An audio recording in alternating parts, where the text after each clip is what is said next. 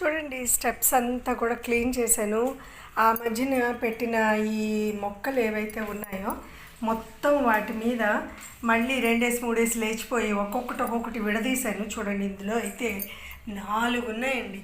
చిన్నది పక్కన కూడా అలాగే ఒక్కొక్క దాంట్లో 2 వేసి అలా లేచున్నాయి.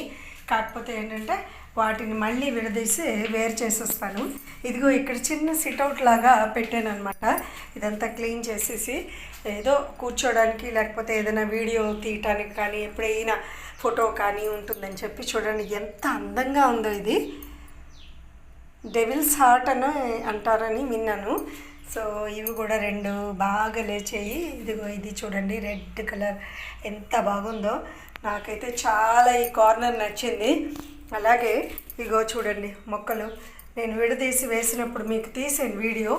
ఇదిగో అవి ఇప్పుడు మళ్ళీ అందుకున్నాయి. మళ్ళీ 2 డేసి అయిపోయాయి అనమాట. వాటిని మళ్ళీ విడదీసి మళ్ళీ వేరే వాటిలో వేస్తే బోల్డ్ అవుతాయి.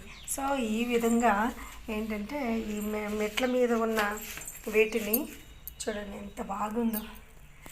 ఏది దొరికితే అందులో వేసేయడమేనండి. ఎక్కువగా ఏవేవో కొనేసి నేను చెయ్యను. సాధారణంగా ఉన్న వాటితోటే నేను ఎక్కువగా టెర్రస్ గార్డెనింగ్ చేస్తూ ఉంటాను. అవసరం మేర మాత్రమే ఖర్చు పెడతాను నేను. చూడండి ఈ కార్నర్ బాగుందా? నాకైతే చాలా బాగా నచ్చిందండి. ఇది కూడా ఏం చేశానంటే చూడండి ఆ మధ్యని గీజర్ పెట్టించుకున్నాం. గీజర్ డబ్బా ఉంటే దాని మీద ఇది ఫ్యాన్కో దేనికో వచ్చిన ఒక థెర్మోకాల్ అనమాట. దాన్ని పెట్టేసి ఏవేవో చేసేసి పెయింట్ డబ్బాలు అవి ఇవి ఒకటి కాదండి. పెయింట్ డబ్బాకైతే నేను పెయింట్ కూడా వేయలేదు. ఎందుకు? పెయింట్ చాలా కాస్ట్లీ కదా. అవసరమైతే తెప్పించుకోవచ్చు, లేదా ఇంట్లో వేసినప్పుడు మిగిలింది వేసుకోవచ్చులే అని చెప్పేసి తెప్పించలేదు. అది కూడా ఇలా పెట్టేశాను అనమాట. చూడండి కార్నర్ చాలా బాగుంది కదా.